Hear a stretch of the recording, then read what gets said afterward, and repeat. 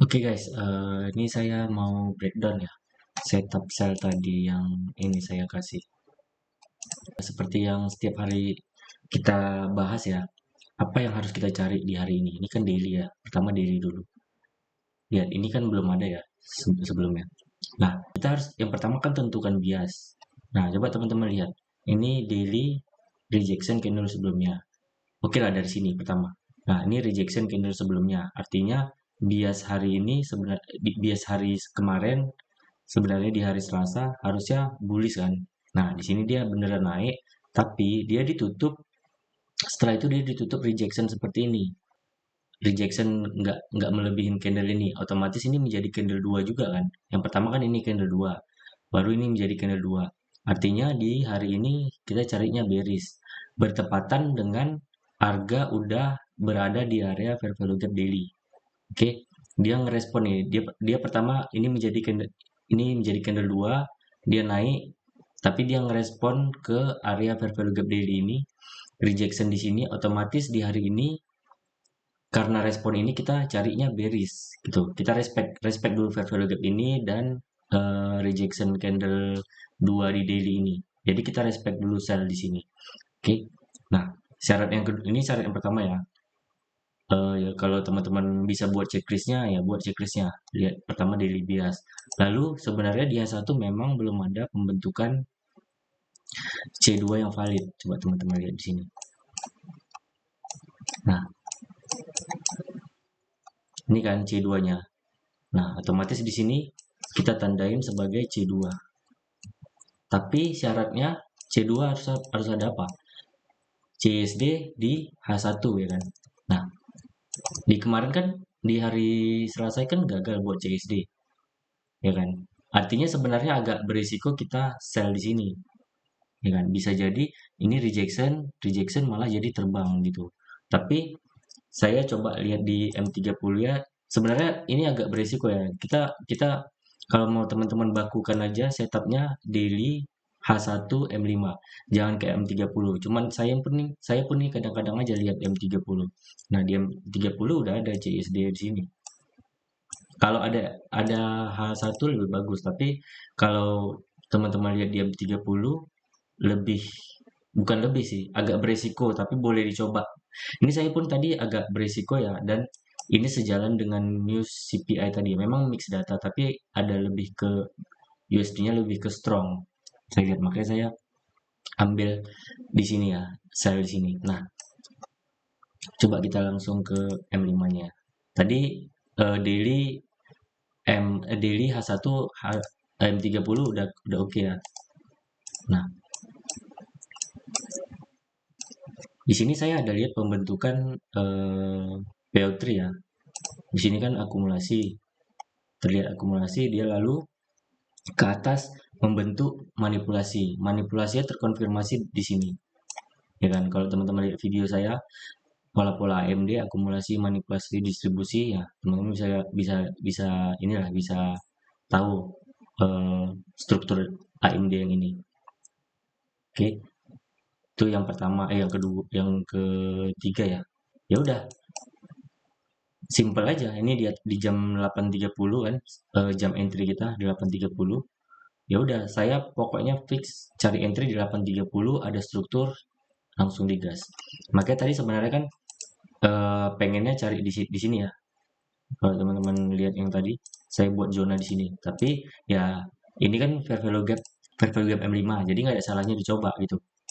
Dengan resiko yang terukur lah kita. Yang penting buat SL ya.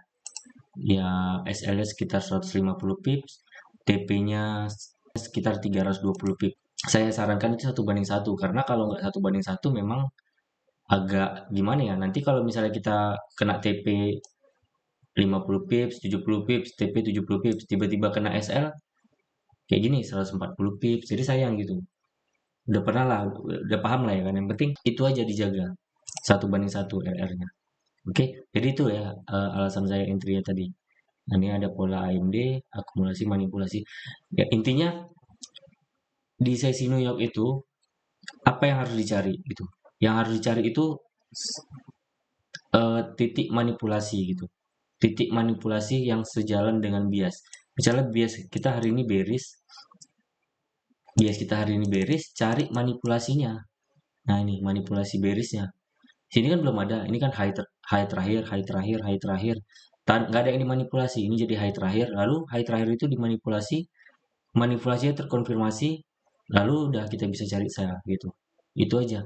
Pokoknya di sesi New York itu cari cari setup continuation, tapi setup continuation itu harus udah ada manipulasi gitu. Sejalan dengan bias, itu aja. Oke, okay? 12 Maret ya. Saya mau breakdown lagi setup yang ini saya share pagi tadi ya. Ini udah running sekitar 200 pip ya. Target TP kan di sini, tapi 1:1 kita secure aja sesuai dengan money management lah atau set break even. Nah, saya juga udah close bagian di sini ya. Kan 2 layer, 1 layer saya close. Oke. Okay? Reasonnya, alasannya kenapa saya ambil buy di sini, teman-teman bisa lihat bias kita apa hari ini. Bias bearish kan, masih bearish karena ini masih rejection. Nih ya, ini yang semalam, ini kita dapat sell di sini. Yang tadi malam ya, yang tadi malam dapat sell. Nah ini tadi malam, nih saya ajak sell, dapat sell juga nih running sekitar 200 pip. Nah ini yang tadi malam ya. Lalu bias hari ini pun masih bearish. Kenapa? Karena ya ini kan di daily ini C2. Artinya harga itu minimal kita respect dulu C2 ini dengan tujuan ke area sini dulu atau area sini. Oke, kenapa hari ini saya buy sementara biasa sell? Nah, kita pakai top down analysis ya. Kita sell harus di area premium. Dalam hal ini contohnya kita tarik aja Fibo di sini ya. Harga setelah harga pembukaan dia langsung turun ke area diskon. Nah, otomatis kita mau sell nanti di sini. Ini kan tadi kan saya kasih signalnya di jam 10. Di jam 10.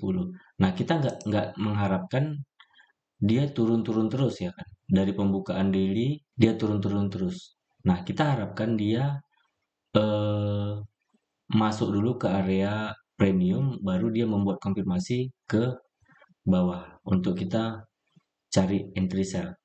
Nah, kan tadi kan eh, harga kan di area diskon ya. Jadi kita bisa ambil scalping berhubungan pagi kan jam 10. Tadi kalau di sesi New York di sini saya nggak akan berani ngambil ngambil buy-nya.